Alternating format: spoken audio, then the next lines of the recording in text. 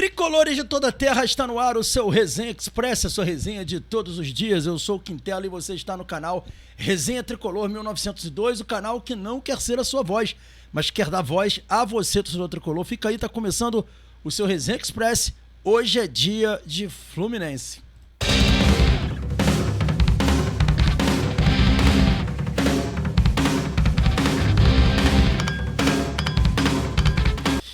Resenha Express voltando e agora em definitivo para falar do nosso Fluminense. A gente vai falar aqui, fazer mais ou menos aqui um pré-jogo que a gente sempre faz para vocês, trazendo prováveis escalações do Fluminense, prováveis escalações também do Botafogo, enfim, a gente vai ter aí um pouquinho de cada informação para vocês, mas a gente vai iniciar também trazendo informações do mercado da bola tricolor, né? E a gente começa aqui trazendo uma notícia interessante para o torcedor do Fluminense, né? Que versa sobre Everaldo, e a gente vai compartilhar aqui com vocês a informação sobre Everaldo. Tá aí, ó, informação trazida aí pelo Netflu, né, que na verdade não é uma informação do Netflu, né, foi a jornalista Monique Vilela que trouxe essa informação de que o Atlético Paranaense iniciou conversas para tentar a contratação do atacante Everaldo do Fluminense. A informação foi divulgada pela jornalista Monique Vilela, que cobre o clube da capital paranaense. O primeiro contato ocorreu nos últimos dias, aí vem dizendo que ele tá na mira do Atlético Paranaense. Aí, aqui, ó, tem aqui o tweet dela, né, dizendo que o Atlético abriu conversas com o Fluminense para tentar trazer o Everaldo. E lembrando que o Everaldo tem contrato com o Fluminense até dezembro de 2026. A negociação, nesse momento, está em estágio inicial. Monique Vilela trouxe essa informação. E assim, é uma informação que nos agrada profundamente, né, galera? Que traz a gente aí uma expectativa, né, de, quem sabe, o Everaldo deixar o Fluminense, né? A gente tá um pouco cansado aí de negócio de Everaldo, né? Partidas sobre partidas ruins. E é um jogador que a gente não pode confiar, um jogador que acaba tomando o lugar de um outro que poderia estar aí, porque acaba contabilizando como mais um atacante. Enfim, sem contar que é um jogador muito fraco, né? Então tudo indica aí que o Fluminense está tentando aí no mercado vender o Everaldo, deve estar apresentando o Everaldo para alguma pessoa aí, mas parece que o Atlético Paranaense se interessou. E afirmo para vocês, se o Atlético se interessou, seria a primeira vez que um clube procuraria o Fluminense interessado no Everaldo. A Chapecoense não chegou a procurar o Fluminense. Eu prefiro acreditar que isso daí é o próprio empresário do jogador fazendo lobby com os clubes. E aí o Atlético Paranaense se mostrou interessado porque ele procurou o Atlético Paranaense. Eu não acredito que o Atlético Paranaense tomou a atitude de procurar o Fluminense pelo Everaldo, tá? Para mim foi o contrário, enfim. Mas é essa a situação. Dando sequência, galera, o Fluminense tentou a contratação do Icardi. É isso que traz a matéria do GE, compartilhada aqui pelo Netflu.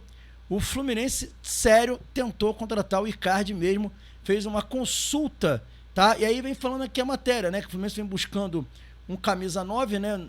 E o portal GE revelou que a diretoria do Fluminense consultou a situação do argentino Mauro Icardi no começo de janeiro. Entretanto, o negócio foi considerado inviável pelos altos vencimentos do atacante. Ainda de acordo com com veículos, né, o Galatasaray não demonstrou interesse de se desfazer do jogador naquela altura durante a temporada do futebol turco. Vale destacar que o Icardi ganha 62,3 milhões por ano, né, e teria que aceitar uma redução salarial significativa para vir para o futebol brasileiro. Eu venho falando que a chance de negociação, o portal GE acrescenta que não há negociação entre as partes. E apesar de estar 6 meses do fim do contrato, Icardi tem proposta para seguir na Europa. O que seria a sua preferência?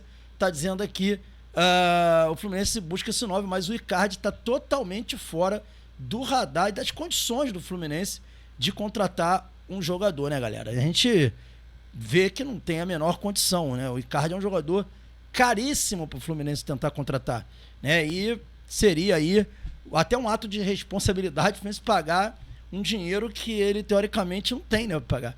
Enfim, é muito caro. O Icardi ganharia algo em torno de 5,4 milhões de reais por mês. É muito dinheiro, gente. Muito dinheiro mesmo. Mas tá aí as informações que a gente tinha para trazer. O Fluminense segue aí em busca do seu camisa 9, né? Isso aí já virou uma novela mexicana. Mas vamos falar do pré-jogo de amanhã. Fluminense jogando um jogo importantíssimo contra o Botafogo pelo Campeonato Carioca. É importante por ser clássico, né? Vamos voltar aqui então a matéria, né? Matéria não, né? O nosso cardzinho aqui da partida do Fluminense. Vamos botar aqui na tela para vocês. Tá aí, ó. Fluminense e Botafogo, o jogo clássico Carioca, né, 8h30 da noite de um domingo, no estádio Newton Santos. A transmissão da partida ocorrerá pelo Sport TV e o Premier. Serão as empresas aí que transmitirão esse jogo Fluminense. Botafogo e Fluminense, que é o certo falar, né? Botafogo e Fluminense. E quem apita a partida? Quem apita é o senhor Wagner do Nascimento Magalhães. Vocês vão lembrar dele. Ele é aquele árbitro que no Fla-Flu, quando saiu o gol do Flamengo, o gol irregular, inclusive, ele sai e dá um pulinho comemorando o gol do Flamengo. É ele mesmo. Wagner do Nascimento Magalhães é um árbitro de 46 anos, é um árbitro da FERJ, considerado categoria Master, tem uma média de 5 cartões por partida, que não é uma média tão ruim, considerando o que a maioria dos árbitros estão fazendo aí, né? Média de 6 cartões para cima. Então 5 cartões não é uma média tão ruim. Ele apitou 29 jogos do Fluminense na sua vida, com 16 vitórias do Flu, 5 empates e 8 derrotas. O score do Fluminense até que não é ruim com o Wagner do Nascimento Magalhães, mas é um árbitro, embora experiente, é um árbitro muito complicado, muito difícil, enfim. Então ele vai ser o árbitro da partida, tá bom? Trazendo aí a provável escalação do Botafogo, vamos botar aqui a provável escalação do Botafogo para depois a gente falar da provável escalação do Fluminense, tá? Ó, o Botafogo vai a campo com esse time aí: Léo Link, Matheus Ponte, Barbosa, Newton, Vitinho, Alan, Danilo, Montoro e Alex Telles. No ataque, o Arthur e o Arthur Cabral. Esse é o time do Botafogo. O Botafogo, gente, assim, pra gente poder resumir melhor esse time do Botafogo aí, o Botafogo é um time que joga praticamente ali num 4-4-2, né? Ele tem o Montoro mais como um meia de armação.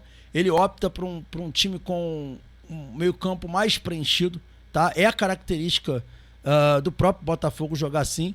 Embora nessa escalação do jogo contra o Fluminense, se confirmar essa escalação aí, a gente vai ver um esquema tático um pouco diferente. A gente vai ver um Botafogo fazendo ali praticamente um 3-5-2, né? Jogando aí com o Matheus Ponte, Barbosa e Newton, né? O Newton sobra um pouco como líbero, o Vitinho pela ala direita, o Alex Telles pela ala esquerda, no meio de campo o Alan, Danilo e o Montoro à frente dos dois volantes, com o Arthur e o Arthur Cabral no ataque. Provavelmente o Botafogo fará um esquema num 3-5-2, se defendendo com praticamente ali um 5-4-1, sobrando apenas o Arthur Cabral. Foi o que eles fizeram no jogo contra o Cruzeiro. Não é, taticamente foi uma grande mudança, porque o Botafogo sempre jogava num 4-4-2, né? Aí botava ali o Matheus Martins, 4-4-2 não, 4-3-3, eu falei errado, 4-4-2, desculpa aí, galera. 4-3-3 ou 4-2-1-3, que aí colocava o Matheus Martins, o Arthur de outro lado e o Arthur Cabral com o Montoro vindo de trás. Aí botava os dois laterais e 2 zagueiros. Mas nessa formação que está sendo prometida para o jogo contra o Fluminense, e que já foi no jogo contra o Cruzeiro também, seria um 3-5-2. O Botafogo mudaria para um 3-5-2. A gente tem que falar a verdade, esse time do Botafogo é bom, né, galera? O Botafogo tem bons jogadores, né?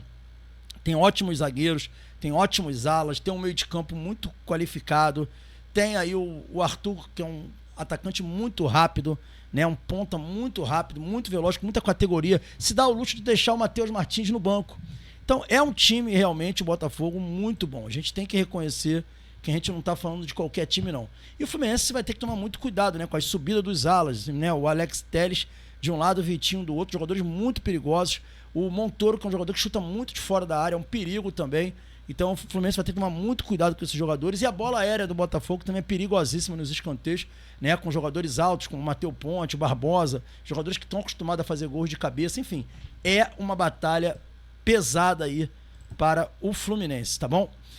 E para fechar agora a escalação do Fluminense, vamos trazendo aí, o Fluminense deve ir a campo com Fábio, Guga, Ignácio, Freitas e Arana, Bernal, Martinelli e Lima, tá? A mudança aí pro Fla-Flu é que o Martinelli joga ao invés do Nonato, né?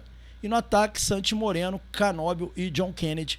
Esse é o próprio Fluminense. O Fluminense muito parecido com aquele Fluminense do jogo contra o Flamengo. A única coisa que eu não consigo entender, né, cara? O Freitas é impressionante, né? O Freitas deve ser o zagueiro titular absoluto do técnico do Fluminense, realmente. Porque você vê, todo mundo é poupado. O único que não é poupado é o Freitas. O Gemes é poupado e o Freitas vai jogar. O Freitas, cara, é inacreditável quanta minutagem que tem o Freitas nesse time do Fluminense.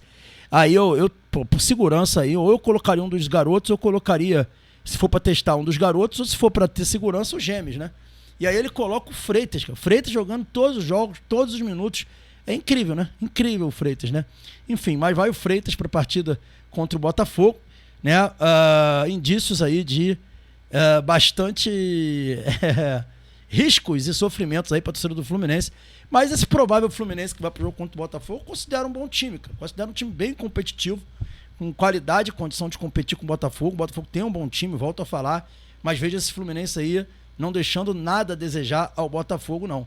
Acho que não tem favorito, é um clássico muito importante. O Fluminense entra para esse clássico sem ter esse negócio de favoritismo para nenhum lado, e isso é importante para o Fluminense. Galera, o nosso pós-jogo começará aqui no canal, né? Às 11h30 da noite. Terminou a partida aqui, o jogo hoje é 8h30, terminou a partida às 10h30, desculpa, 11h30 não. O jogo vai terminar às 10h30. O jogo começa às 8h30 e termina às 10h30. 10h30 a gente está ao vivo. A gente já entra ao vivo. A gente não demora a entrar no ar, não. Terminou o jogo, pós-jogo já começa aqui no resenha. E aí você vem pra cá pra poder trocar uma ideia com a gente, tá bom? E a gente resenhar sobre esse Fluminense que vai entrar em campo aí. Fica o convite pra quem não conhece o canal, que tá conhecendo agora, a possibilidade de assistir o pós-jogo com a gente, que é um pós-jogo muito inclusivo. A gente dá muita oportunidade para as pessoas participarem, tá bom? Esse foi o Resenha Express. Saudações tricolores. Fiquem com Deus e até o nosso próximo vídeo. Lembrando que hoje tem pós-jogo, não esqueça, hein? Valeu, galera!